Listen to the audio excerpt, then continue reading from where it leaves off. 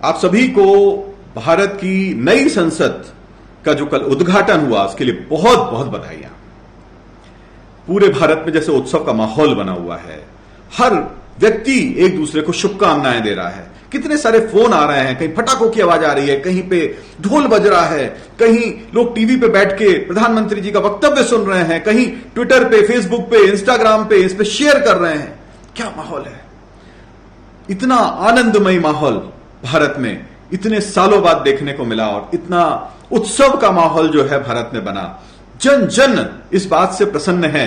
Steering जो भारत का था वो कॉलोनियल एरा की एक बिल्डिंग के अंदर से चलाया जा रहा था और आज स्वयं की अपनी बनाई हुई इतनी सुंदर, खूबसूरत, हर पूरी टेक्नोलॉजी से लैस बिल्डिंग के अंदर अब जो है भारत का जो प्रजातंत्र है इसको वहां से चलाया जाएगा।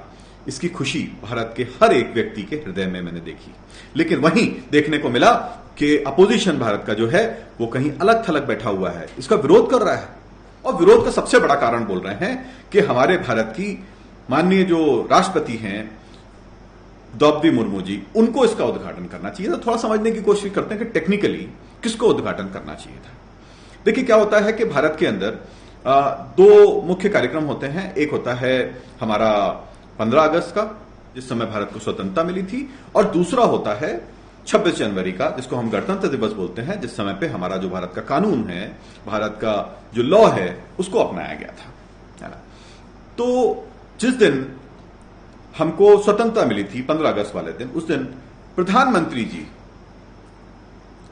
लाल किले की प्राचीर से ध्वज आरोहण करते हैं, फ्लैग होइस्टिंग करते हैं। गणतंत्र दिवस वाले दिन देखते हैं तो राष्ट्रपति जी जो होते हैं वो झंडा फहराते हैं, यानी अनफर्लिंग द फ्लैग, है ना। राष्ट्रपति जी फ्लैग को अनफर्ल करते हैं।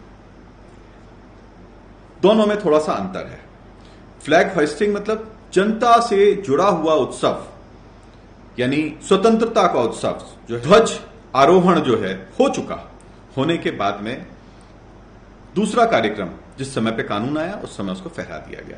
यानी जनता से जुड़ा हुआ जो जितने भी कार्यक्रम होते हैं वो प्रधानमंत्री जी उसमें प्रमुखता से भाग लेते हैं, जबकि जो भी टेक्निकल कार्यक्रम होते हैं जिसमें कानून जो आया उसको भारत में मंजूरी देना, कानून से भारत आज से चलेगा, वहां पे राष्ट्रपति जी जो होता है उनकी भूमिका आती है।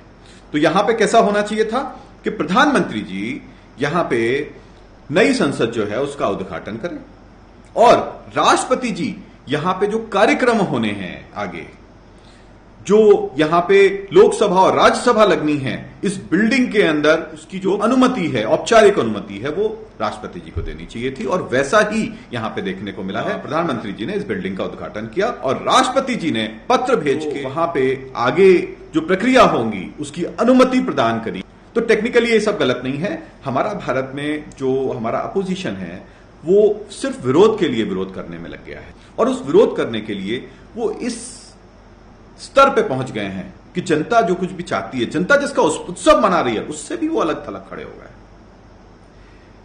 जो पार्टी आरजेडी जो है, जो ये बोल रही है कि ताबूत के समान है, अब उनसे पूछा जाए कि क्या कल को आप जनता के पास जाएंगे और जनता से बोलेंगे कि हमको वोट दीजिए जिससे कि हम इस ताबूत में जाके बैठे?